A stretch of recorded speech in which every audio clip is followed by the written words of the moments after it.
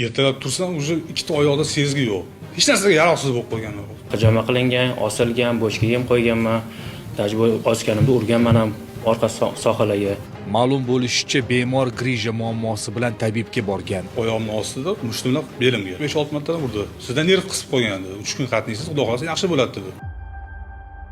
Agar birovga yordam bera olmasang, hech zarar yetkazmagin degan narsa bor. Ko'rdim, ikkita barmog'idan olib chiqib osishyapti, keyin arqonga urishyapti, 2-3 marta urib, keyin tushirishyapti.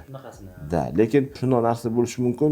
Bosh miya pastga qaragan paytda bosh miyadan qon chiqib ketishi qiyin bo'ladi, bosh miyada zastoy bo'ladi. Qon tomiri yaxshi bo'lmagan, elastikligi pasaygan odamlar yoki bosh miyada anevrizmasi bo'lsa, anevrizma degani to'g'ri qon tomiri tepasida bir qanaqadir qopcha bo'lib qoladi, o'sha yerga qon kirib chiqadigan bo'ladi, sharchaga o'xshagan bo'ladi.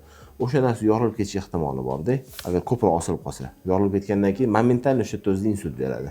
Chunki bosh miyada anevrizma bor yo'ligini hech kim bilmaydi. Uni ko'pchilik anaqa klinikasi bo'lmaganicha tekshirtirmaydi. Klinika deganda imенно shu anevrizmani kasalligi bor haqida organizm anaqa bermaydi, signal bermaydi. Shu misol mendan bo'lishi mumkin, xudo biladi, hech kim bilmaydi, lekin o'sha borganda pastga qarayotganda qopchaga nagurishganda piqit yorilsa, shu bilan joyida gemorragik insult bo'ladi-da.